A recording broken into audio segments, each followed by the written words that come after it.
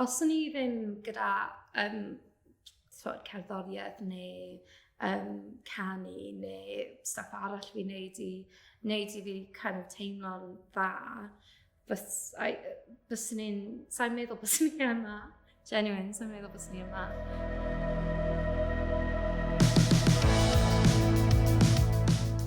Fi'n meddwl bod pobl yn dechrau sylweddoli bod pawb yn mynd trwyddo fo, a fi'n meddwl bod yr sgwrs o gwmpas iechyd meddwl yn newid. Fi'n meddwl oedd o arfer bod yn tabw a eitha, rhywbeth chi jyst ddim yn siarad am. Mae yna fel difaid rhwng fel pobl ifanc a wedyn pobl hŷn, lle ti'n meddwl bod e ddim yn thing.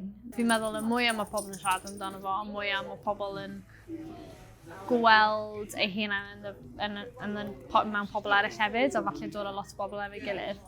Unwaith mae un person yn dweud fi'n teimlo'n isel, mae fe'n jyst yn agor drws i bobl arall gallu neud a mae hwnna jyst yn tyfu a tyfu a tyfu. Mae yna fel y perception y mawr fel struggling artist, ond hefyd fi'n meddwl bod artist yn pobl sensitif iawn, a pan ti'n sensitif, mae'n fel arfer, mae pob fel dyn ni'n cydnabod yn fel iselder a problemau meddyliol arall. Fi'n meddwl bod gallu sgwennu am pethau anodd yn rhoi cyfle fi edrych arno fo'n eitha fel objectif, a mae'n gweld o trwy lens eitha creadigol yn eitha therapeutic i fi, fi'n meddwl. Fi'n meddwl bod gallu wneud hwnna yn really, fel sort of trio versions gwahanol o fy hun ymlaen a chwarae dress-up trwy can. Yn eitha therapeutic, fi'n meddwl, cos ti'n cael lot o fel subjective view o pwy wyt ti. So mae hwnna wedi bod yn, really, really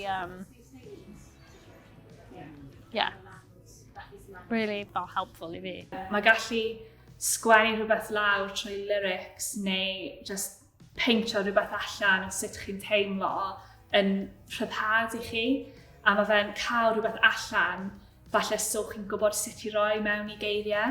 I think it's my one creative outlet that really just, no matter what I'm feeling, that I can get it out and put it down on the page and also share that experience then with someone else. Yn ironic, fi'n teimlo bod pobl wedi dechrau siarad fwy am iechyd meddwl achos mewn rhan rwydweithiau cymdeithasol. A dwi'n deud ironig achos mae hwnna'n broblem enfawr i iechyd meddwl pobl. Mae fe'n agor lan y drws i bobl arall gallu dweud be di gwir nhw. A fi'n meddwl social media hefyd, fi'n meddwl bod hwnna di really hybu pobl i fod yn ddewr hefo teimladau nhw, a mae hwnna'n gallu cyrraedd lot fwy o bobl hefyd. Fi'n meddwl, y syniad o woke culture yma. Fi'n cofio dad fi'n gael fi'n woke, a fi fel, na fi ddim yn woke, mae'r problemau yma'n really go iawn i fi. Nhw'n real. Mae bod yn depressed a bod gyda kind of cyddwr iechyd meddwl yn really anodd. Mae'n really anodd manager, a mae pob dydd yn wahanol. Fi'n meddwl bod o'n mor DNA pobl Cymraeg i fod, mae pobl yn fine, don't worry about me, all good, cario ymlaen, head down, carry on.